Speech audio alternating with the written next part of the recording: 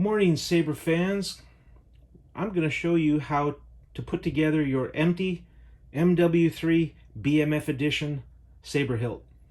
So when you first get it, you have this button right here, which is the working button, and you have two areas here where there's nothing. So these little buttons here, you just peel and stick these into place, and they're non-functioning buttons, so those are easy to put on.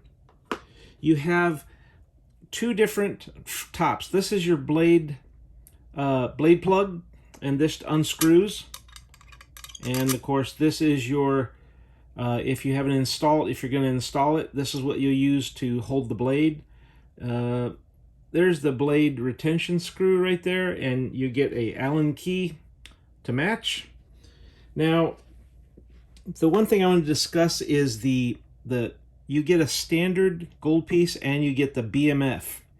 So if some of you don't know the history of why you have a button with the letters BMF on there, well, we all know that Samuel L. Jackson was one bad mother cuckoo in most of his movies. So at the end of episode 3, the team who was in charge of all the props, before they gave Sam Jackson his own actual screen use saber, they etched the letters BMF because we all know that Samuel L. Jackson is a BMF, bad mother, you know. So what you do if you just want to keep this set aside, you can. If you want to take it off, this piece right here is held on by both double-sided tape and a magnet. So with a little effort, you can peel this off, and you see the magnet and you see the tape. You can then peel this and stick it right in place.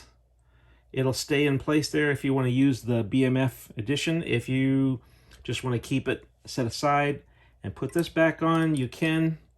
The double-sided sticky tape holds it in place, and the magnet keeps it from moving around.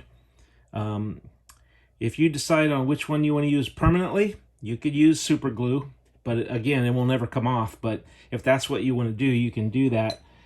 Now, you also have two sets of grips, and the reason why you have two sets is this model is based off the Master Replicas version from about 20 years ago, or 15 to 20 years ago, and one of these sets of grips is taller than the other. And so if you want to stay, which was true to Master Replica's version, they use the taller grips, but they are a little bit more uncomfortable to hold. So we provided also some shorter grips if you prefer.